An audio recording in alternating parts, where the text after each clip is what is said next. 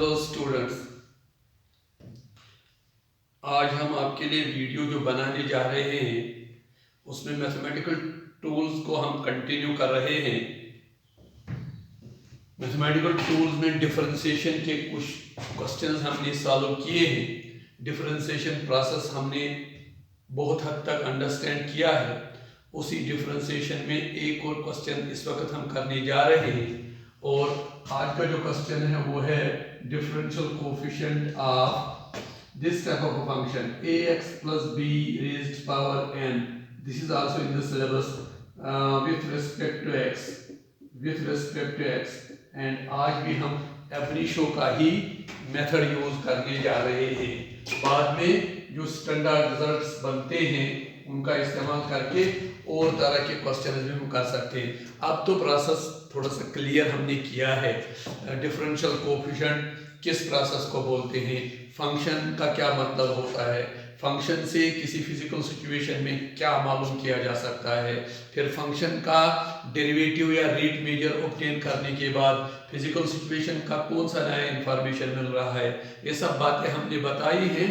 आज ये फंक्शन है ax plus b raised power n. It can be something like this 7x plus 5 raised power 3. इस तरह का फंक्शन होता है। तो यानी ये जो a है ये इसमें 7 है, मीन्स a और b कांस्टेंट टर्म्स के तौर हमने लिए हैं। x यहाँ पर वेरिएबल है, फंक्शन इस तरह का है ax plus b raised power n. Method तो हमने बताया है, प्रोसेस तो हमने बताया है, लेकिन करेंगे और स्टेप्स को फॉलो करेंगे, सभी स्टेप्स को जो कि आपको मालूम है। हम पहले इसको y के बराबर रखते हैं, मान लो ऐसा y equals ax plus b raised power n ये है। तो जिसका मतलब है वेरिएबल x पर हमारा फंक्शन ये है जिसको y हमने कहा है, y हमने माना है। तो आगे के लिए हम क्या कर लेंगे, हमारे x को जो वेरिएबल है उसको x प्लस डेल्टा x लेते हैं। ये है थोड़ा सा डिफरेंट फ्रॉम x। इसको हम और लैंग्वेज में कहते हैं दैट हम x को एक इंक्रीमेंट देते हैं। x का वैल्यू जो वेरिएबल है उसका नया वैल्यू जो है वो x plus delta x। Function का वैल्यू को हम y प्लस डेल्टा y कह सकते हैं क्योंकि फंक्शन में भी इंक्रीमेंट होगा, small increment corresponding small increment corresponding to the increment of the variable x from x to x plus delta x. We have the incremental increase in the y which is written as y plus delta y can be written a into x plus delta x इस तरह से plus b and raised power n brackets का ऐसा अच्छा सा इस्तेमाल करना है। ये अलजेब्रा है, ये मैंने कल भी कहा, कल के वीडियो में जो मैंने बनाया आपके लिए, जो आपने देखा होगा, होप आपने देखा होगा, क्योंकि हम जो वीडियो बना रहे हैं 11-12 स्टूडेंट्स के लिए फिजिक्स के लेक्चर सीरीज की तैयारी कर रहे हैं ताकि वो इनको वॉच करे, स्टडी करे और इस पेंडेमिक में उनको थोड़ा सा मदद मिले। यही हमारा पर्पस है, यही हमारा मकसद है। तो ब्रैकेट्स का इस्तेमाल करना चाहिए। मैंने कहा था कि अलजेब्रा थोड़ा सा आना चाहिए, किस तरह हमको करना है, जहाँ पर x है वहीं पर x प्लस डेल्टा x, गलत नहीं होना चाहिए। अगर हमने गलत तरीके से इसको लिखा तो ये आगे भी गलत हो जाएगा।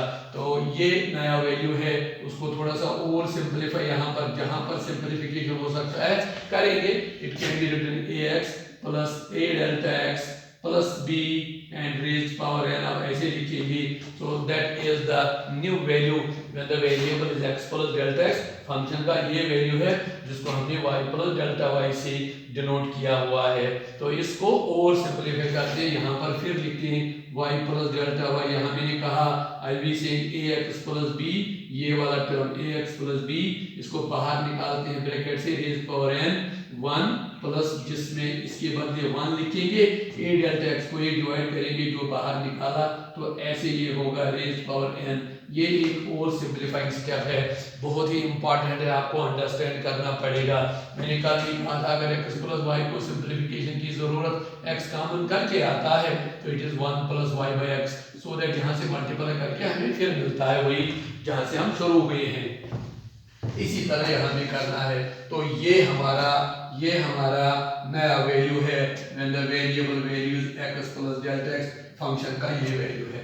तो चेंज कितना हुआ when the variable has changed by delta x, जब वेरिएबल डेल्टा एक्स से चेंज हुआ, फंक्शन में कितना चेंज हुआ, this minus this is the value of the function at this value of the variable, this is the value of the function at this value of the variable. So this value minus this value gives us the change in function, and this value minus this value gives us the change in function, which is delta y will be equal to ax plus b raised power n into 1 plus a delta x divided by ax plus b raised power n and minus this term which is equal to ax plus b raised power n. So that is it. That is the change denoted by delta y. So we are following the same steps. These are the steps, and this is the method which is ab initio. This is first principle. We have written the function, we have written the new value. This is again the new value in a simplified form. This is again the new value in a more simplified form, and this value minus this value is here. This is the change in the function denoted by delta y. तो इसको भी simplify करने की जरूरत है, हम कर सकते हैं. We again write delta y which represents the change in the function in this question. इस क्वेश्चन में, इस प्रॉब्लम में यहाँ पर हम इस फंक्शन का जो मैंने यहाँ पर लिखा है, इसका डेरिवेटिव, इसका डिफरेंशियल कोएफिशिएंट, इसका रेट मेजर जो हम मेजर कर रहे हैं, उसमें जो चेंज है when the variable change by delta X, that is delta Y equal to this. और ये एक टर्म है, ये दूसरा टर्म है, x प्लस b दोनों से बाहर निकालेंगे, रेज्ड पावर n, ब्रैकेट का नया सिरे से यूज करेंगे, यहाँ पर ब्रैकेट लिखेंगे, अंदर एक छोटा ब्रैकेट करते हैं इस्तेमाल, 1 plus a delta x divided by x plus b. This is what I am telling you, raised power n and minus 1. This I am telling you that brackets का सही इस्तेमाल करो, सिंप्लीफिकेशन स्टेप्स को understand करो, इनको revise करो, इन चीजों को 1 2 3 4 मर्तबा. बाकी प्रोसेस वही है जो मैंने बताया. डिफरेंशिएशन का प्रोसेस, चाहे आप कोई भी एक्सरसाइज कर रहे हैं, कोई भी फंक्शन ले रहे हैं, चाहे फंक्शन मैथमेटिकल होगा, चाहे फंक्शन किसी फिजिकल सिचुएशन के लिए फंक्शन होगा, तो प्रोसेस एक ही है. दैट ये फंक्शन है, हमें रेट मेजर चाहिए, क्योंकि रेट मेजर मालूम करने से हमें नया इंफॉर्मेशन मिलता है. लेकिन अलजेब्रा में सिंप्लीफिकेशन जहां तक करना है, उस सिंप्लीफिकेशन को करते जाओ. तो it is delta y equal to, इसको रहने देते हैं, ax plus b raised power n into, इसको एक्सपेंड करते हैं.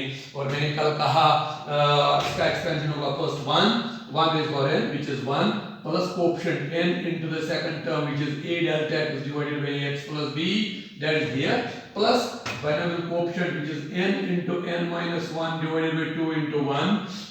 Then this term has a power of 2 which is a delta x divided by ax plus b raised power 2. This is how we expand it. कम से कम आपको 3 terms को लिखना पड़ता है इस बाइनोमियल एक्सपेंशन में. मैंने कल भी कहा 1 plus x raised power n अगर आप करते हैं, it is 1 plus nx is the second term, plus n into n minus 1 divided by 2 into 1 into x square, that is the third term. So plus higher powers, terms containing higher powers of x.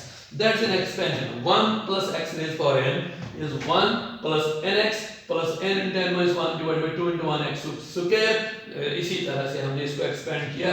तो यहाँ भी plus terms containing higher powers of a delta x divided by x plus b whole square. I can write plus so on minus 1. So you have to at least write in this step of expansion, we have to write 3 terms, 1 2 3 plus so on and minus 1. This one and this one will cancel. We will be again having a simplification step, which is delta y, which is the change in the function, because the variable has been changed by an amount of delta x. These changes are small changes. In physical situations, in mechanics, there is a justification why these changes should be small changes, so that we are going to get another important information there. So यहाँ पर you remember that whenever you are obtaining a differential coefficient of a certain function with respect to a variable, change the variable by a small amount, give a small increment to the variable, and there will be a new value of the function, and see a corresponding change in the function,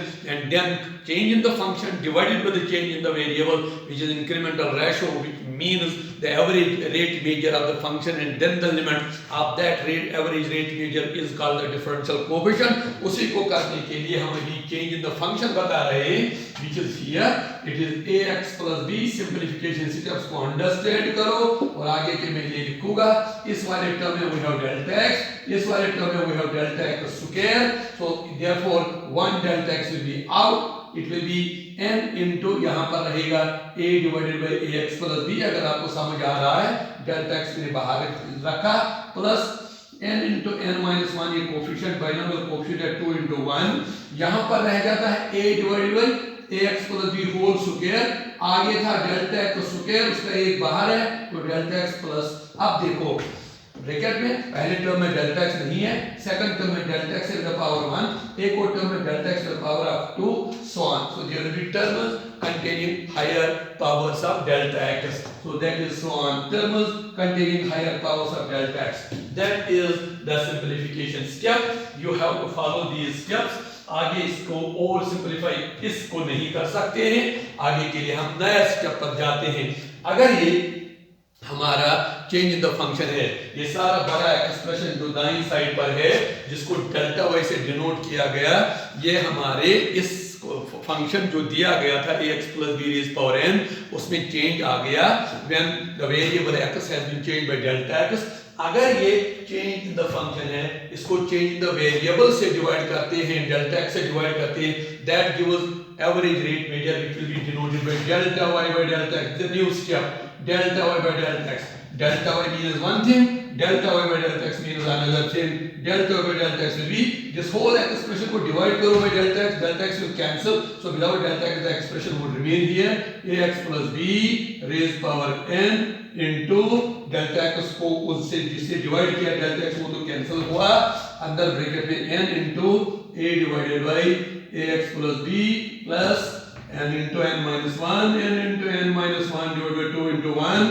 a divided by ax plus b whole square and into एक delta x यहाँ है, कोई ना कहे ये cancel होगा, नहीं, ये सारे एक्सप्रेशन को डिवाइड करना है delta x, बाहर जो डेल्टा x और नीचे जो डेल्टा x है वो कैंसिल होगा, बाकी रह जाते हैं plus terms containing higher powers of delta x, so on. That is, this is one thing. Please, my dear students, understand this expression on the right hand side denoted by delta y is the change in the function in this example, in this question, and this right hand side expression is not the change in the function, is the change in the function divided by change in the variable, is the average rate measure, और हमें करना क्या है, dy by dx, यानी इसका limit as delta x tends to 0 denoted by dy by dx, differential quotient of y आपको समझ आना चाहिए, y मैंने उस ax plus b raised by n के लिए कहा, so dy by dx it is limit when delta x tends to 0 would mean it is limit, so therefore limit of a सारा एक्सप्रेशन लिखना है ax plus b raised by n into a divided by ax plus b plus n into n minus 1 divided by 2 into 1 a divided by ax plus b whole square into delta x plus terms containing higher powers of delta x, इस सारे expression का जो limit है when delta x tends to 0, that is the differential quotient for this question, that is the differential quotient of ax plus b raised power n. We can get it, we can understand it, we can obtain it, it is not difficult, so I will again write dy by dx, यानी इस हमारे इस function का जो मैंने ऊपर लिखा था, जो यहाँ पर लिखा है x plus b raised power n, जिसको y के बराबर लिखा, उसी का differential coefficient with respect to the variable x will be इस सारे एक्सप्रेशन का limit when delta x tends to 0, that is not now difficult. Please understand the bracket. Here is a term containing no delta x, here is a term containing delta x, every other term contains delta x higher powers, excepting this term, this does not contain, delta x tends to 0, this second term will be very close to 0, every term after the second term will be very close to 0, so इस सारे expression का limit होगा this into this, that's the limiting value, I have to write the limiting value, so therefore I write ax plus b raised power n into a divided by ax plus b, that is the limiting value. So now the students, I have seen some students, they are telling me ln कहाँ गया, delta x tending to 0 कहाँ गया, ये आगे वाले expression आपने क्यों नहीं लिखे, तो यही तो कांसेप्ट है, इसी को तो अंडरस्टैंड करने की जरूरत है, हमें इस चीज का लिमिट मालूम करना है when delta x tends to 0, so please understand that this term contains delta x, every term after this term contains the delta x term, so delta x tends to 0 and every term will be very close to 0 and सारा expression जो होगा that will be equal to x plus b raised power n into a divided by x plus b. That is the differential coefficient and can be put in a very standard form, and the standard form is dy by dx equals, इसको इससे divide करेंगे, पहले n लिखेंगे, इसको इससे divide करके x plus b raised power n, x plus b raised power n 1, it will be x plus b raised power n minus 1 because इसका base और इसका बेस अगर मैं ऐसे लिखूंगा x plus b raised power n and divided by x plus b raised power 1. So when in division there are two terms,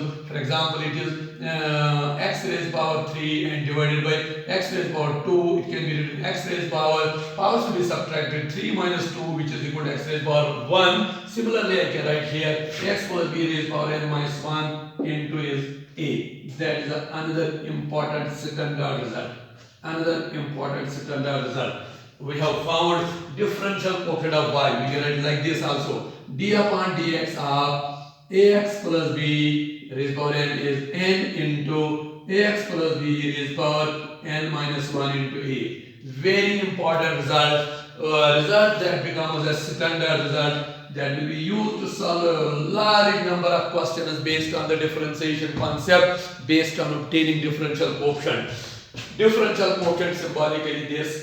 मैंने कल भी कहा, कल के वीडियो में आज फिर कहूँगा, लिखना ax plus b raised power n, it carries no meaning unless we write d by dx here.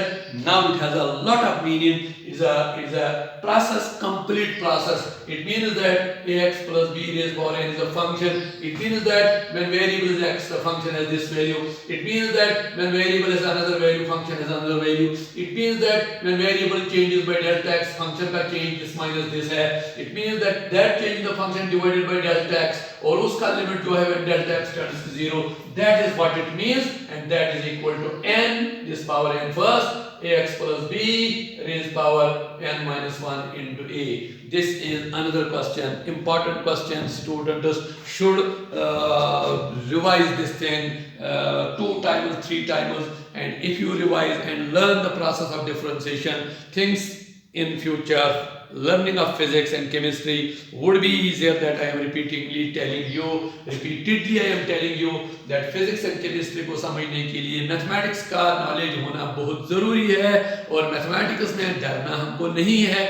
बहुत से important लेकिन बहुत से इंटरेस्टिंग प्रोसेसेस का हम इस्तेमाल करते हैं. We should use the trigonometric information, we should use the logarithmic information, logarithmic knowledge, and similarly this mathematical processes one the differentiation that we are learning. We have solved some important questions for students. I again write it here that when I write d by dx of ax plus b raised power n, student के दिमाग में बहुत बातें आनी चाहिए.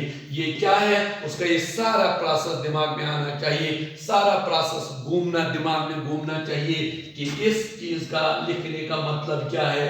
मतलब 3-4 steps है. First is that ax plus b raised power n एक फंक्शन है, वेरिएबल x है तो ये है, वेरिएबल का नया वैल्यू तो इसका नया वैल्यू है, वेरिएबल कितना चेंज हुआ तो इसमें कितना चेंज हुआ, उस चेंज को वेरिएबल चेंज से डिवाइड करना, और उसके बाद लिमिट में वेरिएबल चेंज टेंड्स टू 0, वो जो मिलता है उसी को बोलते हैं इस फंक्शन का रेट मेजर, उसी को बोलते हैं इस फंक्शन का डिफरेंशियल कोएफिशिएंट, उसी को लिखते हैं d upon dx of ax plus b raised power n, और वही निकलता है an ax plus b raised power n minus 1 into a. We have completed it. Hope you have understood it. कल के वीडियो में भी पिछला जो हमने बनाया था उसमें भी मैंने स्टूडेंट से रिक्वेस्ट किया था कि वो इसको पूरा वॉच करें, लाइक करें, शेयर करें, और हमारे चैनल यूट्यूब में जहाँ फिजिक्स बाय याकूब सर चैनल हमने बनाया है उसको सब्सक्राइब करें, और हमें कमेंट्स में बताएं कि उनको क्या चाहिए, उनको किस तरह चाहिए. हम उसी तरह उनके पास वीडियो बनाकर आएंगे और कोशिश करेंगे कि हमारे स्टूडेंट्स 11th-12th में जो हैं उनको फ़ायदा मिले. तो होप आप डिसपॉइंट नहीं करोगे, आप ज़रूर इनको वॉच करोगे, फिर कमेंट बॉक्स में कमेंट करके कंस्ट्रक्टिव कमेंट्स दोगे. दैट आहिस्ता पढ़ाना है, ये चैप्टर में ज़्यादा ज़रूरी है। इन मैथमेटिकल कॉन्सेप्ट में यहाँ हमको प्रॉब्लम आता है। तो जब जब आप डाउट्स जहाँ पर होंगे, हम डाउट क्लियरेंस क्लास भी कर लेंगे। तो मुझे इस वक्त उम्मीद है कि आपने इस क्वेश्चन को अंडरस्टैंड किया होगा। और हमने 2 स्टैंडर्ड रिजल्ट अभी तक लाए हैं आपके सामने। एक तो ये है d/dx of x rays power n। Students में बोलते हैं अपनी जगह बैठे हो तो अपना कलम उठाओ, अपनी कॉपी को सामने रखो और रिजल्ट दे दो। 2 सेकंड में आप रिजल्ट लिखो। कितने लोगों ने लिखा? मुझे इस वक्त तो लगता है कि आप सब इस काबिल हो जाएंगे कि आप इसको लिखेंगे। शाबाश, आपने अच्छे से लिखा। It is n into x rays power n minus 1। लेकिन ये समझना भी है, क्योंकि मैंने बहुत सारे स्टूडेंट्स, इसीलिए मैं जोर करता हूँ, रिपीट भी करता हूँ, मैंने बहुत सारे स्टूडेंट्स को देखा है वो इस तरह उनको लिखना है, वो इस तरह लिखते हैं x rays power n x rays power n minus 1। यानी उनको डाउट्स होते हैं, उनको कंफ्यूजन होते हैं, उनको पूरी तरह से पता भी नहीं होता। या किसी जगह ऐसा लिखते हैं d/dx, this is what I have observed my self in the classes, x rays power n, और उसके बाद लिखते हैं d/dx of n into x rays power n minus 1। इसको यहाँ भी कहते हैं कि ये कहाँ चला जाएगा। देखो यार, ये भी याद करते, क्रैम करते, ऐसा नहीं है। तो जब आप इसको लिखते हैं, आप इसको अंडरस्टैंड करो। एक बड़ा प्रोसेस है, एक स्टैंडर्ड रिजल्ट है, प्रोसेस ऑफ डिफरेंशिएशन कहलाता है, जिसका मतलब मैंने समझाया। That variable x function is x rays power n। Variable को नया वैल्यू दे दो, slightly different from the previous one, x plus delta x। Function का नया वैल्यू होगा।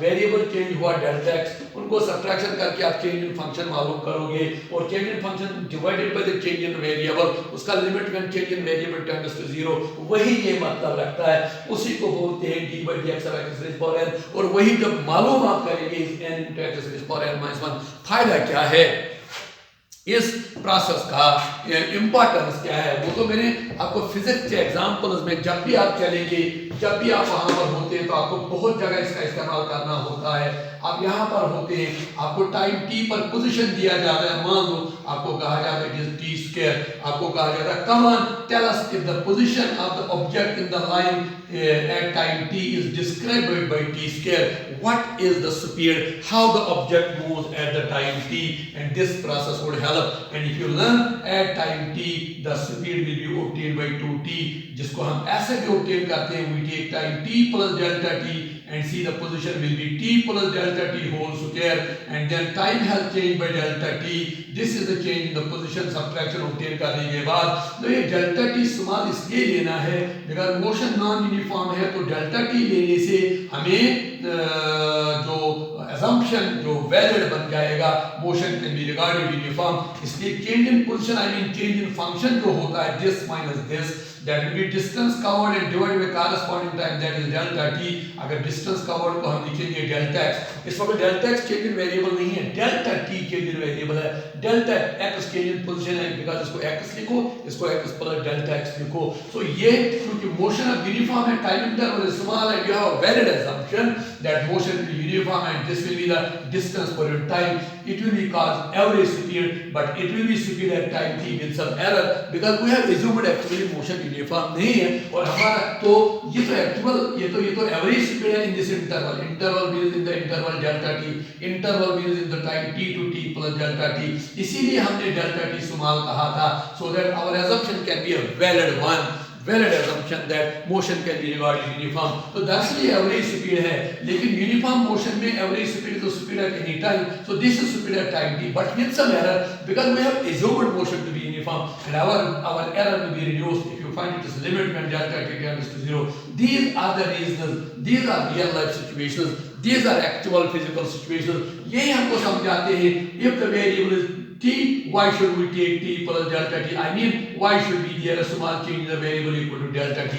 There are valid assumptions, and similarly there will corresponding small change in the position, and that corresponding small change in the position divided by the corresponding small change in the time interval, it is limit when delta t tends to 0, that tells us at time t how the object moves the speed। So there are reasons, मैं आप इस process को बोल रहा हूँ, ये process complete है और इसको समझना चाहिए। एक स्टूडेंट स्टूडेंट को जब ये बोर्ड पर लिखेंगे, जब वो कॉपी पर लिखेगा, तो उसको सारी बातों को अंडरस्टैंड करना होगा कि इस तरह लिखने से कोई जो फिजिक्स या कोई जो केमिस्ट्री का क्लास, साइंस के क्लासेस नहीं लेता है, उसको कोई जो आर्ट्स का स्टूडेंट है, ये लिखना उसको समझ भी नहीं आएगा इसका क्या मतलब है। लेकिन एक फिजिक्स स्टूडेंट को पूरा मालूम होना चाहिए ये जो प्रोसेस है ये क्या लिखा। इसी तरह आज जो हमने रिजल्ट मालूम किया d/dx of ax plus b raised power n is n into ax plus b raised power n minus 1 into a. Another very important second result, because these results now become our formulae, और इनका इस्तेमाल करके हम बहुत सारे questions को ज़बानी भी अब सारे स्टेप्स करने की जरूरत, प्रोसेस को सीखना है, प्रोसेस को समझना है। You have to keep it in mind, you have to grasp it, you have to clear the doubts, but then you can remember these results and other questions. For instance, if I write, can students tell me d/dx of 7x plus 3 raised power 4? Now it is simple. It will be 4 into 7x plus 3 raised power 4 minus 1, which is 3 into 7, which can be further simplified. 28 into 7x plus 3 raised power 3.